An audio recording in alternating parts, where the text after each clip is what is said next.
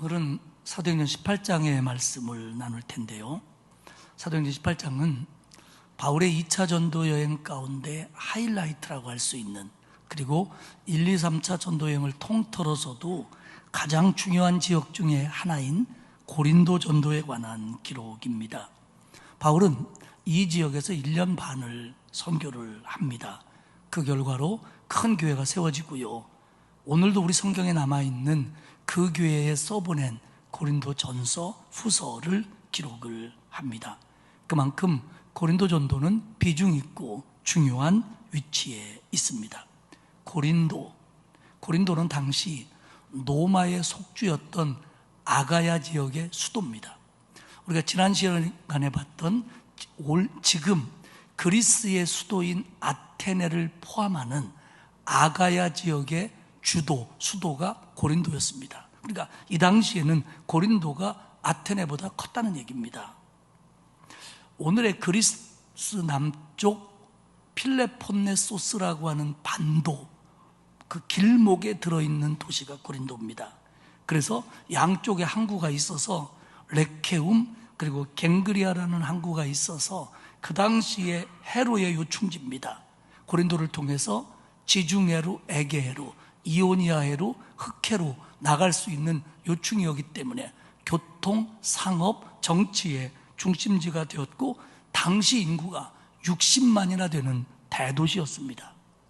고린도의 종교는 물론 헬라의 여느 도시들처럼 우상을 숭배하는 다신교였고요, 특별히 그 도시는 고대에 있어서 성적으로 음탕했던 것으로 유명한 도시가 바로 이 고린도입니다. 고전 헬라어에서 코린티아 조마이라는 단어가 있습니다. 코린티아 조마이, 고린도 사람처럼 행동하다, 그런 뜻인데, 이 말의 속뜻은 음탕하다, 성적으로 방종하는 사람이다, 그런 뜻입니다. 그리고 또 고전 헬라어 중에서 고린티라이 코라이라는 단어가 있는데, 이건 뭐냐면 고린도의 여자들이라는 뜻입니다. 이 뜻의 속뜻은 창녀 같다, 음란하다, 이런 뜻입니다. 그만큼 성적으로 타락했던 도시가 고린도였고, 그 대신 돈은 많았고 도시는 컸고 무역과 상업과 이런 것들 때문에 뜨내기가 많은 그런 도시였습니다. 바울이 아덴을 떠나 고린도로 갈 때의 그 심정을 훗날 고린도전서 2장 3절에서 밝히고 있습니다. 이렇게 말합니다. 내가 너희 가운데 거할 때에 약하고 두려워하여 심히 떨었노라. 고린도에 오기 전까지 수많은 도시에서 복음을 전하며 반대를 당했습니다. 핍박을 받았습니다. 감옥에 갇히기도 했습니다. 죽을 고비도 넘겼습니다.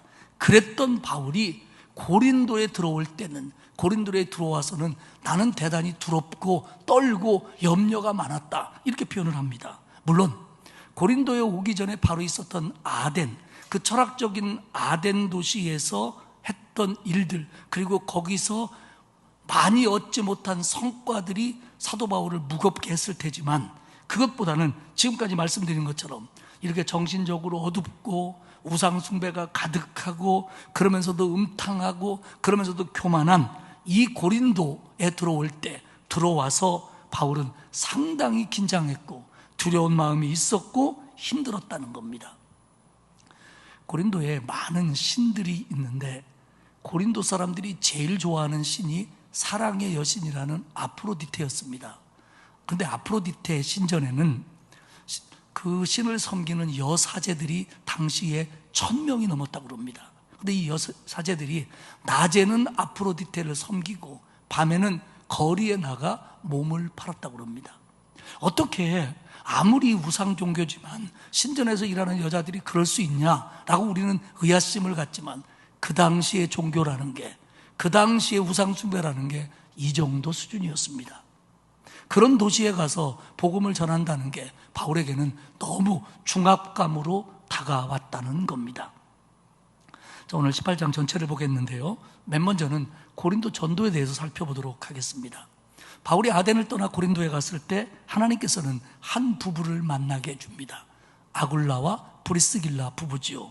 근데 2절에 보면 아굴라라는 본도에서 난 유대인 한 사람을 만나니 글라우디오가 모든 유대인을 명하여 로마에서 떠나라 한 고로 그가 그 안에 브리스길라와 함께 이달리아로부터 새로 온지라 바울이 그들에게 가매. 아굴라와 브리스길라 부부, 계속해서 바울 서신에 등장하는 인물입니다. 아굴라가 남편인데 소아시아의 북쪽에 있는 본도 지역에서 태어난 디아스포라 유대인입니다. 그런데 이 사람은 로마의 클라우디오 황제가 모든 유대인은 노마에서 떠나라 라고 하는, 로마 제국이 아니라 로마 제국의 수도인 로마에서 모든 유대인은 떠나라라고 하는 추방령이 내려졌기 때문에 그 추방령에 의해서 고린도로 온 사람이다, 이렇게 열거를 합니다. 이 클라우디오의 유대인 추방령은 역사적으로 서기 49년에 있었습니다. 그 이유는 로마의 역사학자 스웨니 토니우스의 글에 의하면, 이 글은 지금도 남아 있습니다. 그 글에 의하면 로마 내에서 유대인의 마찰과 소동이 있으니까 황제가 그 꼴 보기 싫어서 로마 안에 사는 유대인들은 다 나가라 라고 하는 칙령을 내렸다는 겁니다. 그렇게 된 이유는 뭐냐면, 로마 내에 예수 그리스도를 믿는 그리스도인 유대인과 그리스도를 믿지 않는 유대교 유대인들이 로마 내에서 전도를 하는 과정에서, 막는 과정에서 시비가 잦았고, 그것으로 인해서 로마 시내가 시끄럽다는 겁니다. 그러면 우리는 한번 여기서 생각해 볼 필요가 있습니다. 지금 로마는 사도행전에 의하면 사도 바울이나 그리고 걸직한 선교사들이 아직 들어가기 전입니다. 사도 바울은 3차 전도여행을 끝나고 예루살렘에서 체포되어 가이사랴를 거쳐 죄인의 몸이 되어서 그때 로마로 들어갑니다. 그러면 바울이 로마에 들어가기 전에 이미 로마 교회는 존재합니다. 그래서 바울이 로마에 가서 복음을 전하려는 마음을 가지고 로마 교인들과 신앙적인 하나가 되기 위해서 써보낸 편지가 로마서입니다. 그러면 이들은 어떻게 예수를 믿게 됐냐? 사도행전 2장에 보면 120명의 성도가 열심히 기도하고 성령이 강림하여 방언을 말할 때, 그때 예루살렘을 방문했던 많은 사람들이, 아니 저들이 어떻게 우리말을 할까라고 이야기할 때 여러 지역의 사람들이 나오는데, 그때 로마에서 온 사람들도 있었다라고 열거합니다. 그러니까 성령 강림 때뿐만 아니라 그 후에 여러 절기들과 일들을 통해서 로마에 살던 유대인들이 예루살렘을 방문했고, 예루살렘에서 전도를 받아 그들이 예수를 구주로 믿었고, 그들이 돌아와 또 다른 유대인들을 전도했다는 겁니다. 이런 과정에서 로마 내에서 예수를 믿는 그리스도인들과 예수는 그리스도가 아니라고 생각하는 유대인들 사이에 마찰이 있어서, 그 당시에 황제였던 클라우디오는 모든 유대인들은 이제 예수를 믿든 안 믿든 간에 로마에서 떠나라, 이렇게 명령을 내렸다고 하는 겁니다. 그런데 이 명령으로 유대인들이 로마에서 다 떠난 건 아니고요, 많은 사람들이 떠났고, 그때 아굴라 부부와 브리스길라 부부도 로마를 떠나 고린도에 왔다는 겁니다. 그러면 이들과 바울이 어떻게 만나게 됐냐? 3절에 보면 생업이 같음으로 함께 살며 일을 하니 그 생업은 천막을 만드는 것이더라. 그러니까 브리스길라와 아굴라 부부의 직업이 천막을 만드는 일이었다는 겁니다. 이것은 천막을 만드는 일도 되지만 가죽 제조업이라는 뜻도 됩니다. 유대인들은요, 아무리 공부를 하고 어떤 일을 하더라도 자기의 생업을 위해서 기술 하나를 가르치는 것을 유대인의 특성으로 알고 있습니다. 그렇기 때문에 바울은 율법을 공부한 전문 랍비였지만 율법을 공부하면서 자기가 어떤 기술 하나를 배우는 것을 전통으로 알았고, 그는 텐트 만드는 직업을 갖는 그런 기술을 가졌다는 겁니다. 그래서 사도 바울은 고린도에 와서 아무도 도와주지 않기 때문에 텐트 만드는 일을 통해서 생업을 유지했고, 그리고 안식일에는 회당에 가서 복음을 전했고, 그러는 과정에서 같은 디아스포라 유대인이고, 그리고 생업도 같다 보니까 자연스럽게 아굴라와 브리스길라 부부를 만나게 됐다는 겁니다. 그런데 이 사람은 고린도에 올 때 이미 로마에서부터 예수님을 믿는 사람이었습니다.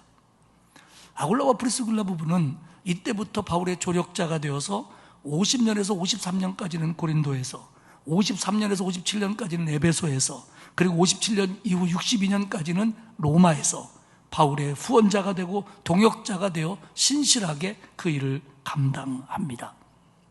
바울은 고린도에서 다른 곳과 다름없이 사전에 보면 안식일에 바울이 회당에서 강론하고 유대인과 헬라인을 권면했습니다. 그러니까 회당에 들어가서 아직 예수님을 모르는 유대인들, 그리고 하나님을 섬긴다고 하지만 예수님을 믿지 않는 이방인들, 그들을 놓고 강론, 구약을 바탕으로 말씀을 가르치고 대화를 하고 그리고 권면했습니다. 권면하다, 이 단어는 시도하다, 설득하다라는 뜻입니다. 그러니까 당신들 보시오, 구약에서 얘기한 메시아가 그리스도입니다. 그러니 믿어야 됩니다. 이런 일들을 했다는 겁니다. 그런데 그러는 과정에 5절에 보면 실라와 디모데가 마게도니아에서 내려옵니다. 베레아에서 고발로 인해서 급하게 바울이 아덴으로 내려올 때 실라와 디모데는 그곳에 남았습니다. 근데 이 실라와 디모데가 바울이 고린도에 있다는 소식을 듣고 고린도로 오는데 두 가지를 가지고 옵니다. 하나는 소식입니다. 그 소식은 뭐냐면 빌립보나 베레아나 데살로니가 같은 마게도니아 지역에 있는 교회들이 그렇게 핍박이 있고 박해가 있음에도 불구하고 믿음을 잘 지키고 있고 신앙이 잘 성장하고 있습니다라고 하는 귀한 소식을 가져옵니다. 두 번째는 재정적인 후원입니다. 빌립보 교회가 사도 바울을 돕기 위해서 루디아를 중심으로 헌금을 했고, 그리고 그것을 실라와 디모데가 가지고 고린도까지 온 겁니다. 이런 사실들이 데살로니가 전서라든지 고린도 후서에 자세하게 기록이 되어 있습니다. 바울은 이 소식을 듣고 힘을 얻습니다. 그들이 핍박을 받았지만 여전히 견뎌내고 있구나, 고맙다, 그런 마음이 있었고, 그리고 빌립보 교회의 재정적인 후원으로 인해서 그 장막을 깁는 일을 더 많이 하지 않아도 생활 보장이 어느 정도 되었고, 그래서 복음 전하는데 더 시간을 많이 할애합니다. 그래서 5절에 보면 바울이 하나님의 말씀에 붙잡혀 유대인들에게 회당에서 예수는 그리스도다 밝히 증언합니다. 하지만 일부 유대인은 받아들였지만 많은 유대인들이 받아들이지 않습니다. 그리고 대적하며 비방합니다. 그 유대인들은 자기들은 비록 고린도에 살고 혹은 로마에서 왔다고 할지라도 자기들의 동족인 유대인들이 예루살렘에서 십자가에 못 박은 죄인 예수가 메시아일 수는 없다는 겁니다. 십자가에 달린 사람은 저주를 받아 하나님께 벌을 받은 사람이라 십자가에 달리는 건데, 그 예수가 어떻게 우리가 기다리는 그리스도일 수 있느냐, 그러면서 마음문을 닫아버립니다. 그리고 대적합니다. 여기서 대적은 얼굴을 맞대고 거부하다, 다시 말하면 노골적으로 거부하다는 뜻입니다. 비방했다, 중상하며 욕을 합니다. 그러니까 회당에서 받아들이질 않는 겁니다. 받아들이는 정도가 아니라 사도 바울에게 박해를 하고 노골적으로 비난하고 싸우려고 달려듭니다. 그래서 18장 6절에 보면 바울이 옷을 털면서 이르되 너희 피가 너희 머리로 돌아갈 것이요 나는 깨끗하니라. 이후에는 이방인에게 가리라. 이게 말이 좀 굉장히 싸나운 것처럼 들리는데 이런 뜻이에요. 먼지를 털면서 나 이제 이 회당하고 상관없어. 나 할 만큼 했어. 너희들에게 복음 전했는데 너희들이 믿지 않았으니까 너희들이 믿지 않은 것에 대해서 너희가 책임져야 돼. 나는 이제 너희 말고 다른 고린도 사람들을 위해서 복음을 전할 거야 라고 하는 선언입니다. 하지만 모든 사람들이 다 거부한 건 아니고요, 그 회당에서 나와 디도 유스도라고 하는 집을 거처로 삼습니다. 디도 유스도는 이방인으로 고린도에서 바울이 전도해서 예수를 믿은 사람입니다. 근데 공교롭게도 이게 회당 바로 옆에 있다는 거예요.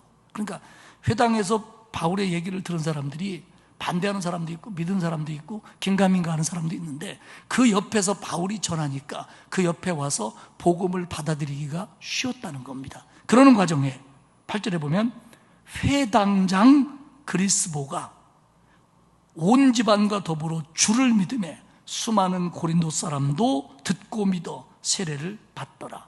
회당장, 사실 유대인에 있어서는 종교적으로, 정치적으로, 행정적으로 제일 우두머리격이에요. 그 도시에서 그런 회당장이 바울의 전도를 듣고 성령의 역사로 예수 믿게 된 거예요. 그래서 회당장이 회당에서 나와 바울팀에 합류를 하는 겁니다. 그러다 보니까 이 사람도 믿고 저 사람도 믿고 그렇게 되었다. 그래서 이제는 고린도 전도가 그만큼 활발하게 이루어집니다. 두 번째 얘기는 이런 과정 속에서 고린도에서 바울이 본 환상입니다. 18장 9절과 10절에 보면 밤에 주께서 환상 가운데 바울에게 말씀하시되 두려워하지 말며 침묵하지 말고 말하라. 제가 오늘 설교에서 가장 핵심적으로 생각하는 귀절이고 오늘 설교 제목도 여기서 왔습니다. 두려워하지 말며 침묵하지 말고 말하라. 내가 너와 함께 있음에 어떤 사람도 너를 대적하여 해롭게 할 자가 없을 것이니 이는 이 성중에 내 백성이 많음이라 하시더라. 밤에 주님께서 환상 중에 바울을 찾아왔습니다. 이 얘기는 바울이 자는데 꿈속에서 주님이 환상으로 나타났다는 겁니다. 그러면서 첫 번째 말씀이 두려워하지 말라입니다. 고린도에서 유대인들을 중심으로 너를 대적하는 거 안다, 비방하는 거 안다, 박해하는 사람들이 많은 거 안다. 그런데 두려워하지 말라. 그리고 침묵하지 말고 말해라. 너 고린도에서 그런 사람들 때문에 주눅들지 마라, 위축되지 마라. 계속해서 네의 사명 감당해라. 그러면서 세 번째 얘기합니다. 내가 너와 함께 있겠다. 이 주님이, 하나님이 하나님의 백성과 함께 있겠다라는 이 말은 내가 네 옆에 서 있을게 라는 표현이 아니고 내가 너를 적극적으로 도와주겠다라는 표현입니다. 하나님이 내가 너와 함께 하리니, 주님이 내가 너와 함께 하겠다라는 말은 내가 너를 적극적으로 도와주겠다는 겁니다. 그러니까 내가 너를 적극적으로 도와줄 테니까 두려워하지 말고 담대하게 복음을 전하라는 겁니다. 그러면서 네 번째로 너를 대적하여 해롭게 할 자가 없을 것이다. 아무도 너를 해할 자 없다. 걱정하지 말아라. 그러면서 다섯 번째로 이 성에 내 백성이 많음이라. 바울아, 네가 복음을 전해서 예수 믿고 구원받아야 될 백성이, 구원받게 될 백성이 아직 여기 많이 있다. 그러니 너는 네 사명 감당해야 한다. 한번 생각해 봅시다.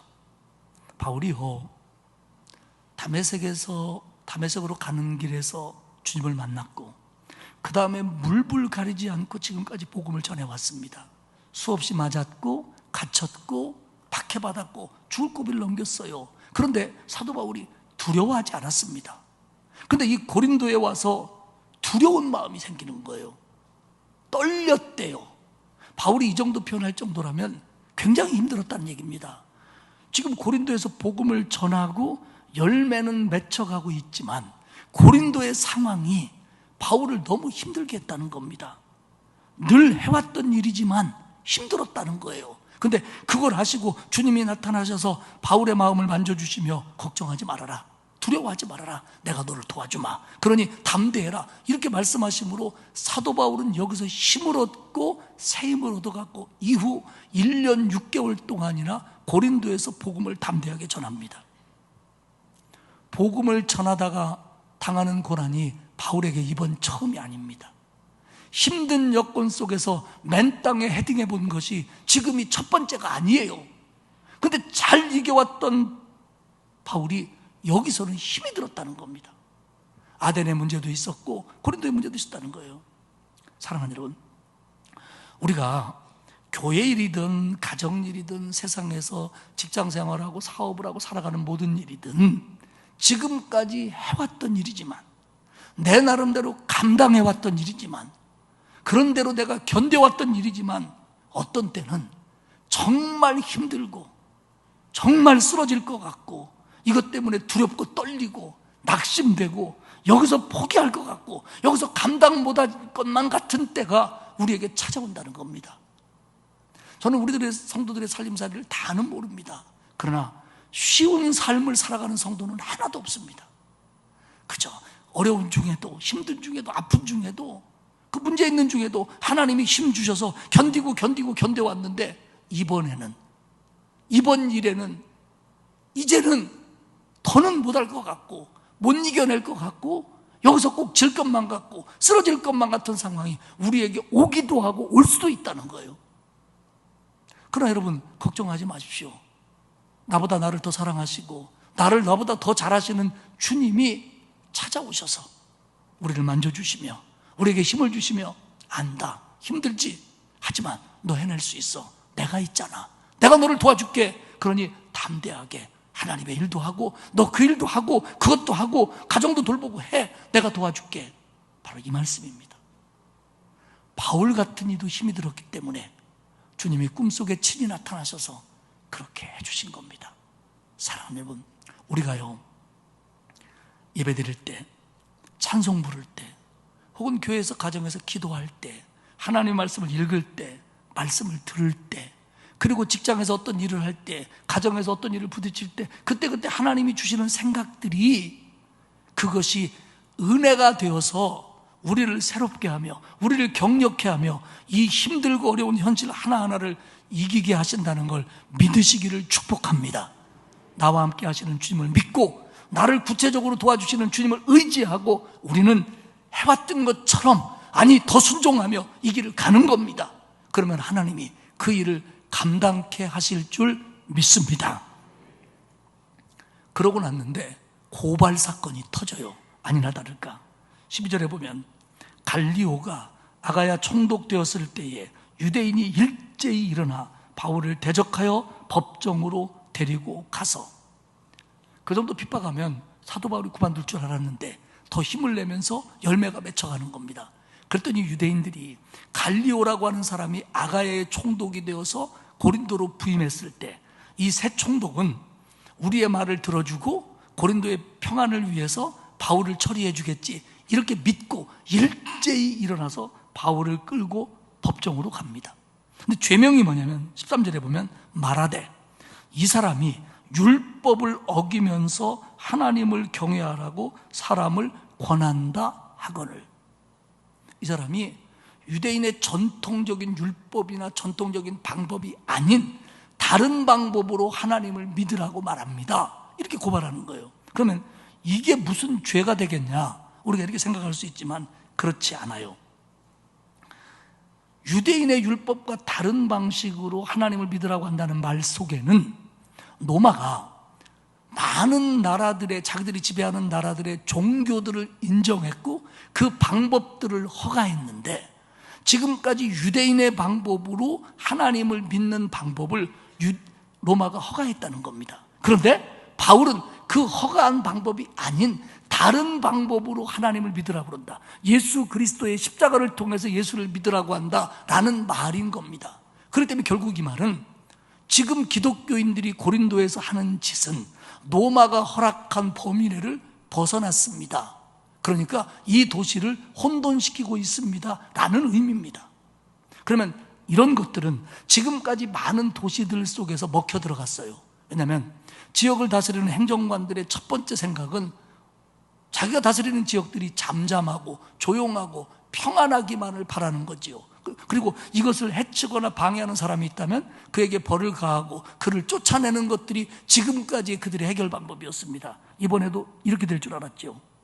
그런데 이 갈리오 총독은 그 얘기를 듣자마자 이렇게 얘기합니다. 잠깐만, 너희들이 얘기하는 것이 부당한 일이라든지 불량한 행동에 관한 거라면 내가 재판을 하겠다. 그런데 15절, 만일 문제가 언어와 명칭과 너희 법에 관한 것이라면 너희가 스스로 처리해라. 나는 이러한 일에 재판장 되기를 원하지 아니하노라 하고. 내가 보니까 이게 로마법에 관계된 일이 아닌 것 같다.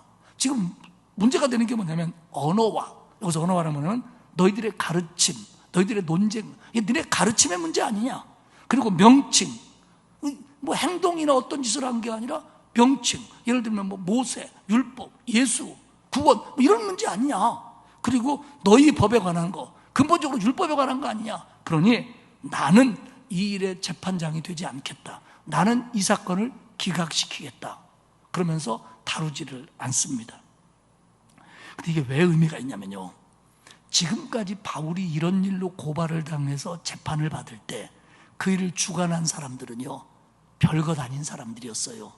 읍장이라든지 조그마한 도시를 다스리는 여러 행정관 중에 한 명이라든지 이런 사람이었는데, 이 갈리오는 아가야라고 하는 굉장히 중요한 로마가 다스리는 속주의 총독입니다. 그리고 이 갈리오가 어떤 사람이냐면, 우리가 세계사나 철학을 공부해 보면 세네카라는 인물이 있습니다. 근데 원래 세네카 1세가 있는데 세네카 1세의 아들이 이 갈리오입니다. 그리고 우리가 세네카 그의 명언 뭐 이런 얘기하는 그 세네카는 세네카 2세입니다. 세네카 2세는 갈리오의 형입니다. 근데 이 세네카 2세가 누구냐면 네로 황제의 스승이었고, 갈리굴라부터 시작해서 네로까지 로마에서 굉장히 권력을 가진 사람이고요. 이 세네카는 철학자고 정치가고 그리고 스토아 학파의 거부고, 그리고 정말 로마를 좌지우지하는 사람이었어요. 그리고 로마에서 집정관입니다. 그의 동생인 갈리오였고, 갈리오도 집정관이 되어서 아가야 지역 고린도의 총독으로 온 겁니다. 그리스 중부에 델피라고 하는 지역이 있는데, 델피를 발굴하다가 하나의 비문이 쓰여져 있는 돌이 나옵니다. 근데 그 돌에 뭐라고 쓰였냐면, 갈리오가 서기 51년에 아가야 총독에 취임했다라고 하는 글이 지금도 돌에 남아 있습니다. 그러니까 나중에는 네로가 이제 사람이 이상해져 가지고 뭐 어머니도 죽이고 다 죽이는데, 결국 이 세네카의 집안, 갈리오의 집안도 자기를 해치려고 한다 그래갖고 나중에는 다 죽습니다만은, 그러나 적어도 갈리오가 고린도에서 했던 이 재판은, 고린도에 가면 그 재판했던 자리들이 지금도 남아 있어요. 근데 그 재판했던 의미는 뭐냐면, 유대교가 그렇게 법을 어긴다고 말하는 기독교인들이, 적어도 기독교는 로마 법에 의해서 보호받으면 안 된다고 하는 유대인의 주장이 잘못되어 있고, 바울과 기독교인들이 로마의 공공질서를 해하지 않는다면 로마법이 유대교에 부과한 종교적인 특권을 기독교인도 누릴 수 있다라고 하는 판정입니다. 이 갈리오의 판정이 그 후 10년, 12년 동안 네로가 기독교를 박해하는 사건이 일어날 때까지 거의 로마 제국 모두에서 통하는 판례가 됩니다.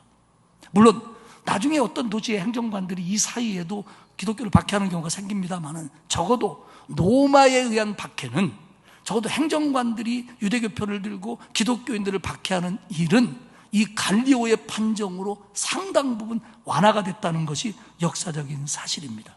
그만큼 갈리오가, 이 가문이 영향력 있는 사람이었고, 왜 고린도에서 하나님께서 복음 전파가 잘 되는 과정 속에서도 이런 일들이 일어나서 사도 바울이 이 일을 통해서 하나님이 자기와 함께하는 걸 느끼고, 그리고 오히려 그리스도인들이 자신들의 자리를 확실하게 지킬 수 있는 그런 기회가 됐다는 겁니다. 하나님의 놀라운 손길입니다.